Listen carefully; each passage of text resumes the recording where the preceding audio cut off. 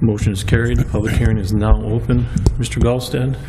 Yes, just so that we can have a little bit of order in the public hearing tonight. Essentially, anybody that wants to speak can just come up when they're called, state their name, their address. You'd be able to present any type of documents or exhibits that you would like. If you do have something that you want in the record, I just ask that you provide it to Megan so that she can actually mark it and put it in the exhibit record. I have a docket for it.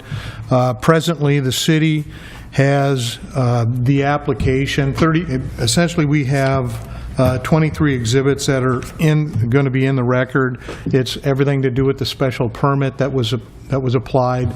It was the documents that were attached to the special use permit application. It has the information that was provided by Verizon through their consultant, Ed Buell. I do have the minutes from the Planning Commission meeting. I do, Mr. Parker, have included the previous email with the attachments that you provided for the Planning and Zoning meeting as a part of the record, just for your notification. I do also have the public notifications, the letters that went out, the OWL Consulting March 5th revised report from the consultant Gerard Neal, and we also have the work session minutes that were approved by the city, as well as the audio and the video from the February 27th, 2018 work session that was held to discuss this matter. We will also have Mr. Bules and Valley Golf, if anybody wants to be able to present any evidence on their behalf. We do have our consultant here if there's any questions regarding the report that he can answer from the public. And the reason that we're here is to basically to allow the public to express their approval or concerns regarding this. This is not a hearing, so to speak, for cross-examination purposes. It's for you, the council, to be able to hear the concerns, obtain any evidence so that from the public as well as the applicant, so that you can make a decision, informed decision on the evidence in the record regarding this decision. Essentially, after the public has spoke, we're going to ask that this matter be adjourned till March 20th, or excuse me, to March 27th, excuse me, which time it'll be placed in the minutes, and we will be back here on March 27th to make a further discussion and decision on the application. So for that purpose, I'm going to provide this to Megan, the exhibits that are part of the record for the city, and then if anybody else would like to start.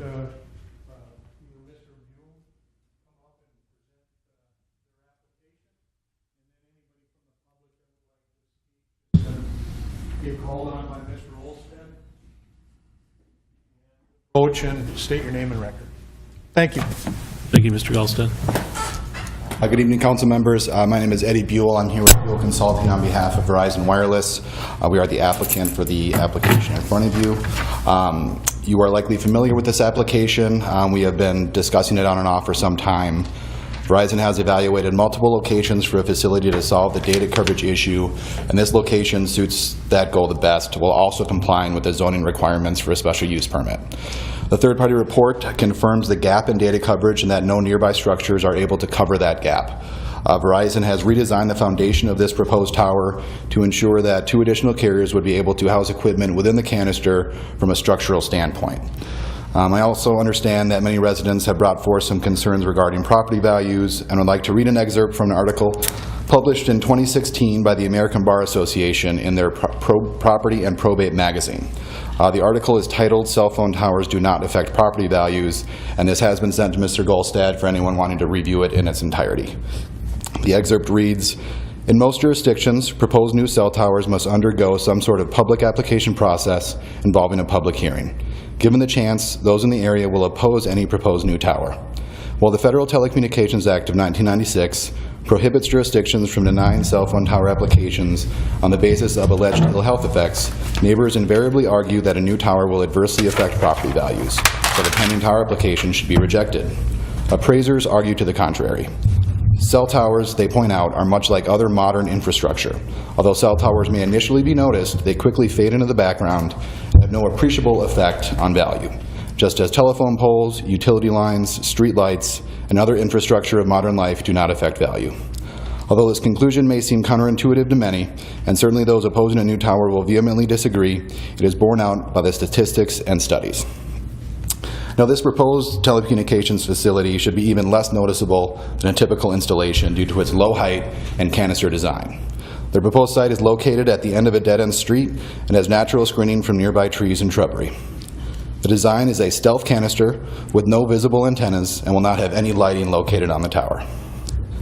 This application has been reviewed and discussed by the Planning Commission, who recommended approval for the special use permit back on November 9th, 2017.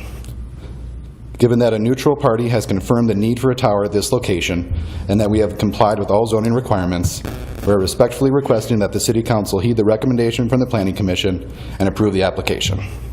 I'm very happy to answer any additional questions from the Council. Does anybody have any questions at all for us? I see none, sir. Thank you. Does anybody from the public like to come up and speak? Mr. Neal, Mr. Parker, Mr. Gulstead, Mr. Johnson, anybody? Mr. Parker? Hi, Dan Parker. I live at 1723 21st Street Northwest, which is a property straight east, about 200-300 feet east of the proposed cell tower location. I didn't bring any statistics regarding this, but Mr. Buell did say that statistics and studies show that this may improve property value. I can state with 100% fact that that is not the case for my house.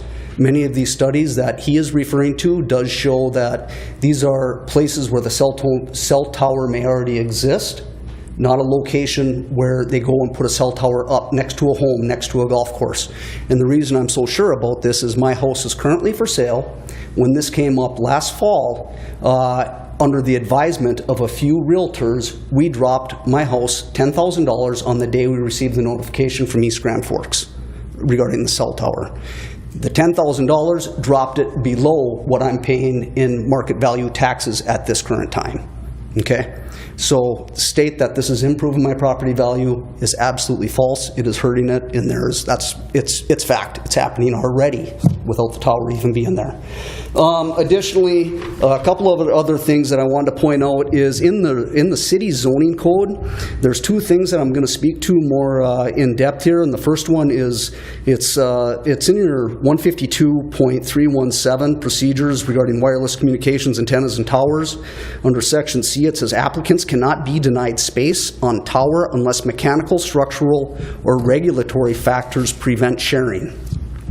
And the second section, D, is least conspicuous placement. Effort shall be made to utilize the location for the proposed wireless communication tower which results in the least conspicuous or most aesthetically pleasing installation possible.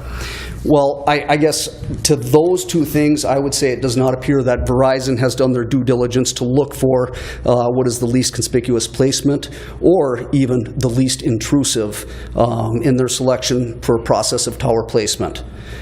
Who else has Verizon talked to about locations outside of Valley Golf? Have they come to the city? You guys are the ones with all the property on the north end. The Valley Golf owns, what, 3, 4, 5 acres? The city is the place with all the property, not Valley Golf. Has Verizon went and checked the tower that's on the end of 20th and 3rd? That's just a hair over a mile straight east of the location they're proposing. I have a good friend of mine that is a regional director for another telecommunications company.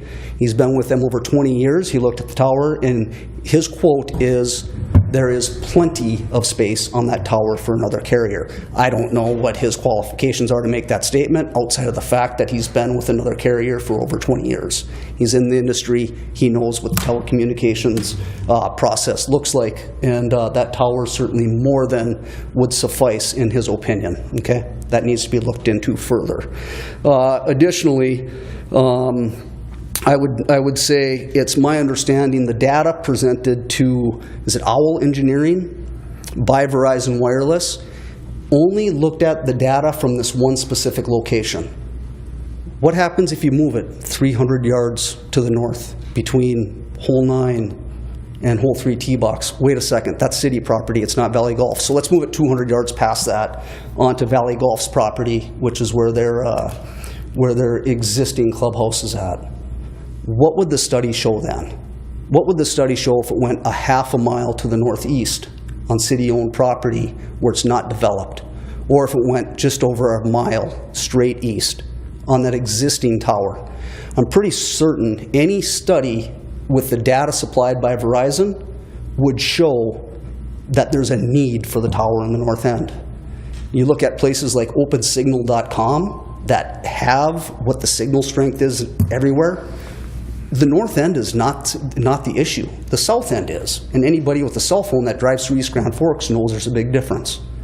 The only reason these locations are being chosen because it's easy for Verizon to get in there, and it's money in Valley Golf's pocket. So essentially what it's coming down to, it's a decision that's against either the taxpayers of the city of East Grand Forks and Valley Golf. Valley Golf wants the money, and it's coming at the expense of citizens.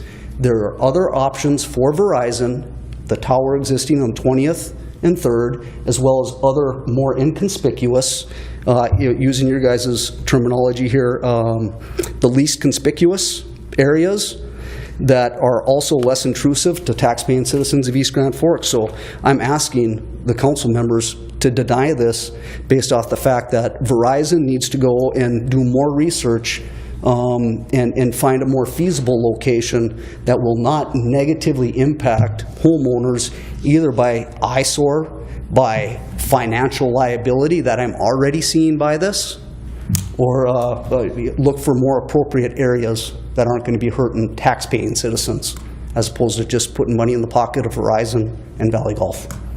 Thank you. Thank you, sir. Anybody have any questions for Mr. Parker? All right. Thank you, sir.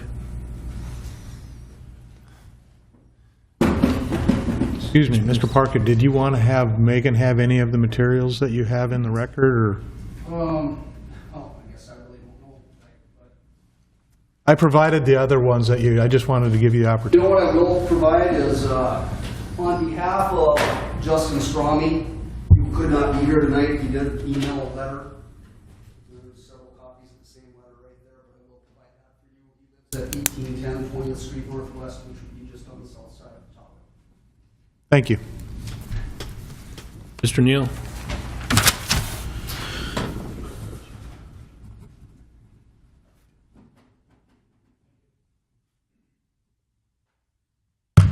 My name is Gerard Neal, and I and my wife live at 1838 20th Street Northwest, just directly south of where the proposed tower will be located. My wife is not here today. She wanted to be, but she's been battling what appears to either be a cold, sinus infection, or potentially a walking pneumonia. Sorry about that. So anyway, she's not here, but there's a few comments that I would like to make on her behalf. One of the things that I would like to do is to kind of go through the two pieces of information that I think contradict each other, or at least will document that the placement of the tower is not the only spot that can be placed in the city on the north end of East Grand Forks, and also has inconsistencies on what the ordinances require. If I look at the Bules Report, and this would be my exhibits, except, I don't know, Mr. Galstead, you probably go through and write things up like I do, and I have some notes on here. Not sure if that would be appropriate, but a couple of comments I have on Mr. Bules' report. He talks about this facility is to be used to fill a void, and up until I would imagine the revised report by Howell Engineering, that void was located south and east, basically closer to the Voc Technical College off of County Road 19 and Highway 220 north.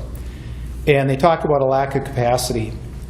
One of the things that became real apparent to me after I started having time to devote to what was going on, originally this was presented by Verizon. They wanted to upgrade their facilities and get ahead of the curve. And I think that that was true. And it was true for a variety of reasons, because they wanted to service a wider area. And when you go through and look at Mr. Bules' report, there's different spots in here that he talks about. We can go to, well, it's page 1, about halfway through it, Verizon Wireless propagation maps. Right on the bottom it says Verizon standards require 115 dBms or less to establish and maintain a connection to the network. There's been no comparison to other cell phone providers. We don't have Sprint, AT&T, T-Mobile, or any of the other providers that appear to be having the problem. What the problem, I think, is that Verizon wants to utilize that as an excuse in order to cover or saturate markets that are either across the river or in the farther area. Number 2, when they modified their foundation plan to increase the foundation to support 2 additional providers that is required to be provided on the cell phone tower, that'll also increase the height by a minimum of 20 feet. So now we're not talking about a 65-foot tower anymore with a 5-foot antenna for lightning, or lightning rod you can call it. We are now looking at least an 85-foot tower, and now the lightning rod on top of that. One of the things that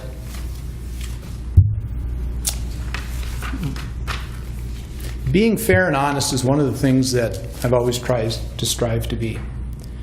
And Mr. Bules' report, when he had this picture, so all of the council members, and I'll show the audience that is here, this picture is what absolutely got me infuriated. That tree has been measured by Mr. Parker, and I'm sure he can come up here and verify it, 42 to 43 feet high. He measured it 3 different times, from the base of the ground to the top of that tree. 42 to 43 feet.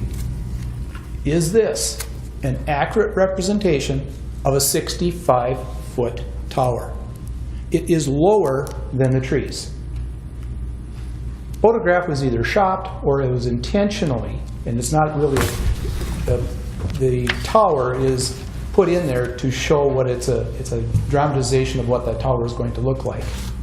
But it is appearing to be 38 feet to 37 feet high. If we go to a 65-foot tower, we are going to be near the top of the page.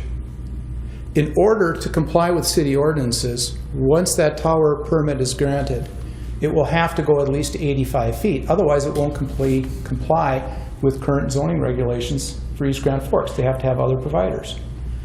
That tower will then be off the top of this. It will be more than twice the height of what that tree is, or very nearly twice the height. One of the things that was made comment by planning and zoning is that they want to have foliage. They want to hide it. There's 2 trees that are probably 50 feet away from that tower, 40 feet away from the tower. That's not foliage. At one of the work sessions, and I'm going to butcher his name, and I apologize, he's present, Garrett, is it Lysiak? Lysiak? Lysiak or Lysiak? Lysiak stated that when you have leaf-on, moisture content in leaves, the cell phone tower reception is more difficult to go through all of that moisture. Wouldn't you then want a tower not close to trees? I realize that it's far enough away that the argument may be that it doesn't interfere. He also stated at the work session, Mr. Lysiak, that he never went out and did a site inspection. He never verified any of the information provided by Verizon. He never did any independent analysis. And he also stated that he could only look at the information provided by Verizon. And I have some Supreme Court decisions, and I have a U.S. Supreme Court decision, and I have some 8th Circuit District Court cases that establish that that is not true. If you look at the city ordinances for East Grand Forks, you will notice that it is section 10.22, subdivision 3, the procedure. There are 5.5 pages on requirements. And one of the requirements is that the applicant is required, and this would be under general requirements, paragraph 1A, the applicant is required to demonstrate that a suitable location is not available for the placement of an antenna on any existing structure within the agreed geographic area to be served. That hasn't been done. Mr. Demers is not here today, but I remember the last work session, he had asked repeatedly where the reports were, where the documentation was, to demonstrate that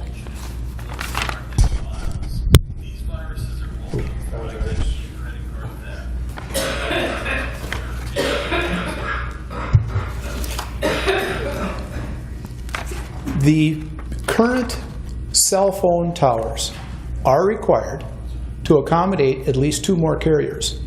Before a petition can be granted for whether it be a special use permit, or for a tower permit, or for the construction of any kind of a facility with a cellular tower, or similar to that for data processing, transmission, you have to go in and find other cell phone towers, and you have to send them a letter, and you have to wait for 30 days. If you still don't get it for 30 days, one of the things that the city can require is that the landowner, on behalf of the tower owner, those two are different, they have to go in and get permission to put on their tower.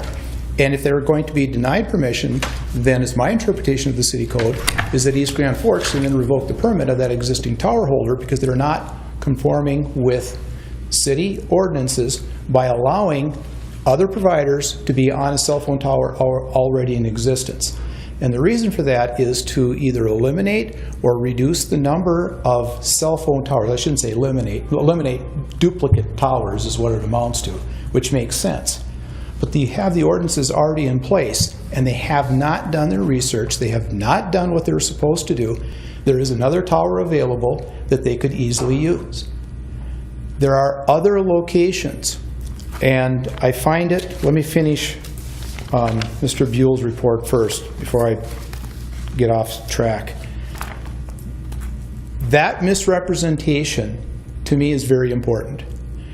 If a person would walk out to where the elevation is on this area, from ground height where my home is exactly 8.5 feet, or actually 8 feet 4 inches lower.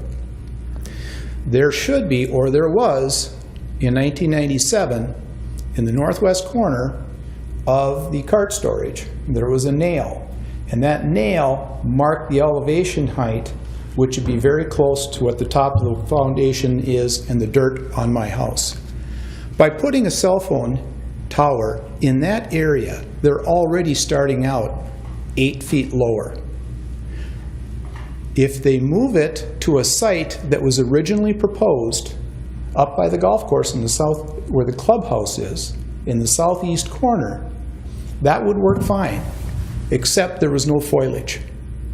If this is truly a stealth tower, an invisible tower, then no one's going to see it up there either. There is another location, and it's up by the clubhouse. We all know why it's not being presented, because planning and zoning didn't want it there. Because planning and zoning doesn't want it, does not control. It's the city council that has the final say on that. I've also ran court cases when I started reviewing these. In most cases, planning and zoning has approved the permit, has given reasons for the permit, and the city council has shot it down. All over in the 8th Circuit. Not once, that I was able to have my new attorney, can't vouch for myself because I didn't do the research, not once, was that ever grounds by any appellate court to reverse the denial of that permit. Not once. Just because planning and zoning approves of it, that's just a recommendation. Not once has any court case that I was able to find ever stated that because they approved it, the city council has to approve it. I found that interesting.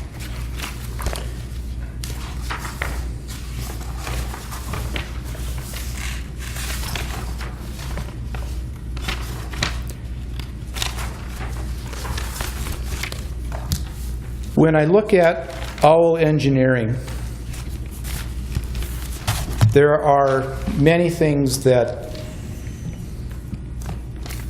I think are telling. It starts out by saying that the wireless communication towers requires the demonstration of a need, a gap in coverage, or a showing of need for the proposal. I mean, they wouldn't be applying for it if they didn't somehow be able to show that. They're saying that the height requested is the minimum that would satisfy the coverage requirements. Automatic, what I was stating earlier, in order to comply with the ordinances, it's going to have to be increased by at least 20 feet, and they've already represented today that they have the foundation in order to do that. There are no existing towers or tall structures identified within the 1 mile that could be used to provide coverage.